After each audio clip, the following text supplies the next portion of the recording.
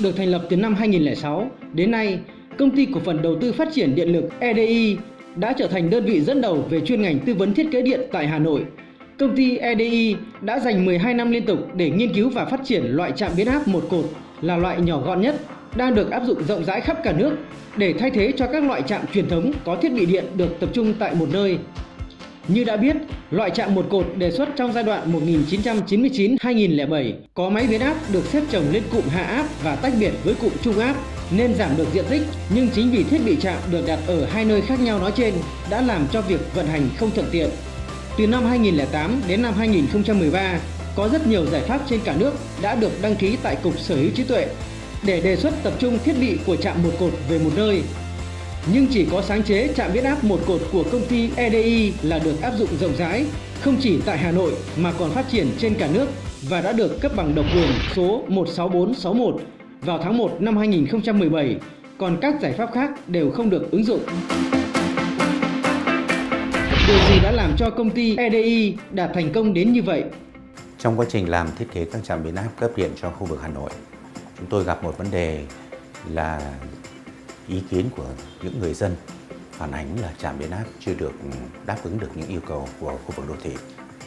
Trên cơ sở đó, chúng tôi đã nghiên cứu và đưa ra một cái sáng chế phù hợp với cái nhu cầu an toàn cấp điện, nhưng vẫn phải đảm bảo được những yêu cầu khác là một công trình đặt trong khu vực đô thị. Trạm biến áp một cột được thiết kế với kiểu dáng dựa trên cái hình dáng của trụ một cột và được đưa ra với một cái góc độ với cách nhìn của người sử dụng và của người dân để đáp ứng được cái yêu cầu là thân thiện với cái cảnh quan kiến trúc của đô thị. Khi nghiên cứu các loại trạm biến áp đặt tại một nơi, công ty EDI đã nhận thấy rằng chúng áp dụng theo một trong hai cách bố trí thiết bị như sau. Cách thứ nhất, đặt trên cùng mặt bằng, kết quả là dễ vận hành vì chúng có cùng độ cao nhưng diện tích đặt trạm sẽ tăng. Cách thứ hai, xếp chồng theo chiều đứng, kết quả là giảm diện tích nhưng lại khó vận hành vì chúng khác chiều cao. Như vậy, giảm diện tích và vận hành thuận tiện là hai vấn đề đối nghịch nhau và mỗi loại trạm đã biết đều chỉ giải quyết được một trong hai vấn đề nêu trên.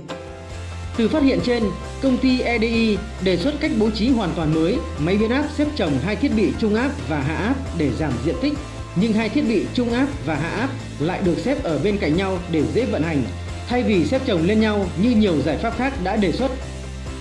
Sáng chế của EDI đã giải quyết được đồng thời cả hai yêu cầu được đặt ra đối với trạm biến áp hiện nay, nhỏ nhất và dễ vận hành. Đó chính là ưu điểm của trạm biến áp một cột mà tất cả các loại trạm khác không có được. Ngoài ra, sáng chế của công ty EDI còn đưa ra các kết cấu linh hoạt để vận hành máy biến áp khi được bố trí trên cao, vừa thuận tiện mà không làm tăng kích thước trạm. Như vậy, kết quả nói trên của công ty EDI không phải tự nhiên có mà là kết quả của việc nghiên cứu để giải quyết thành công các vấn đề thực tế. Trạm biến áp một cột của công ty EDI có diện tích khoảng 1,5 m², chỉ bằng 1/10 so với loại trạm xây và bằng 1/4 so với loại trạm kiosk. Trạm biến áp một cột so với tất cả những trạm đã biết là có cái đặc điểm là nhỏ gọn và dễ vận hành, đồng thời còn đáp ứng được yêu cầu của người dân là phù hợp với cảnh quan môi đô thị và những công trình kiến trúc mà trạm được bố trí ở lân cận. Xét về chi phí đầu tư thì trạm biến áp một cột không đắt hơn so với những trạm khác. Nếu với cùng một cái cấp chất lượng thì trạm một cột thậm chí còn chi phí thấp hơn. Trạm biến áp một cột là được bảo vệ hai cấp chống ăn mòn. Thứ nhất là vật liệu, chúng tôi sử dụng các loại vật liệu đã có phủ một lớp hợp kim để khắc phục được cái hiện tượng chống ăn mòn của tự nhiên. Sau đó chúng tôi còn sơn lên một lớp sơn tĩnh điện chịu tia cực tím để không những chỉ bền về đối với môi trường mà ngay cả về màu sắc cũng được giữ lâu dài.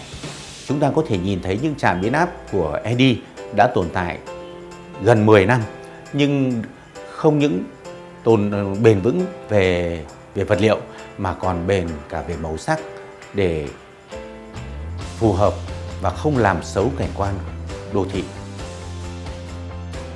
Để tăng giá trị sử dụng cho khách hàng, trạm biến áp một cột được thiết kế ưu việt như sau.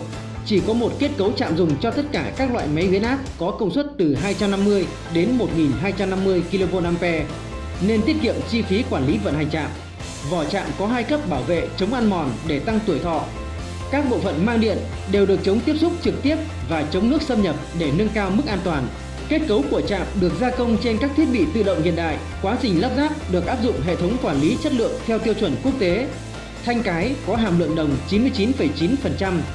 Thử nghiệm nước xâm nhập theo tiêu chuẩn IP54 do Tổng cục Tiêu chuẩn Đo lường Chất lượng thực hiện. Thử nghiệm chịu tải trọng nén trên 15 tấn tại Viện Khoa học Công nghệ Xây dựng. Đây là tôi lắp lần thứ 2 và sau khi tôi đã sử dụng cái sản phẩm này cách đây 10 năm thì tôi thấy là nó có nhiều điểm nổi bật. Ví dụ như là cái diện tích của nó chiếm một cái diện tích rất là nhỏ và cái hình thức nó là một cột cho nên nó cũng rất là ưu thế. Có thể lắp đặt ở trên mặt bằng ở nơi công cộng và không cần phải lắp đặt ở dưới tầng hầm để người ta sử dụng một cái tầng hầm của tòa nhà vào những công việc khác để tăng thêm cái thuận lợi và cái tiện ích sử dụng. Cái trạm này so với những cái trạm như trạm treo hay là trạm xây thì nó ưu điểm hơn rất là nhiều về mặt hình thức, về mặt diện tích, về mặt độ an toàn, và đặc biệt là cái trạm điện EDI này thì cần cái độ an toàn rất là cao. Chúng ta có thể đứng sát và sờ tay vào trạm điện mà không có vấn đề gì. Nhìn chung so với trạm xây hoặc kiosk thì cái chi phí nó cũng tương đương. Tuy nhiên thì cái lợi thế của nó hơn như tôi đã nói. Trạm biến áp một cột của công ty EDI là sản phẩm hoàn hảo dùng để phát triển lưới điện tại các khu đô thị và đang được áp dụng tại nhiều tỉnh thành trên cả nước. Lắp đặt tại Công ty Điện lực Hai Bà Trưng, Hà Nội tháng 9 năm 2015. Vì sáng chế trạm biến áp một cột, công ty EDI đã được trao giải thưởng cao quý tại Hội thi Sáng tạo Kỹ thuật Việt Nam Vifotech lần thứ 13 2014-2015. Tuy nhiên, trên thị trường hiện nay đã xuất hiện những sản phẩm làm nhái theo sáng chế của EDI, vừa gây thiệt hại cho EDI, vừa thiệt hại cho khách hàng. Chúng tôi mong rằng các đơn vị có nhu cầu dùng trạm biến áp sẽ là những khách hàng thông thái, sẽ cân nhắc để lựa chọn sản phẩm chính danh và có chất lượng. Tiếp nối những thành công đã đạt được, công ty EDI đang chuẩn bị đưa ra thị trường những loại trạm mới để thay thế cho loại trạm treo truyền thống nhằm bảo đảm cấp điện an toàn cho khu vực nông thôn. Chúng tôi luôn hợp tác để phát triển các loại trạm biến áp một cột trên cả nước. Xin vui lòng liên hệ qua số điện thoại 090 342 0906 0976 22 44 88. Công ty EDI, uy tín và chất lượng.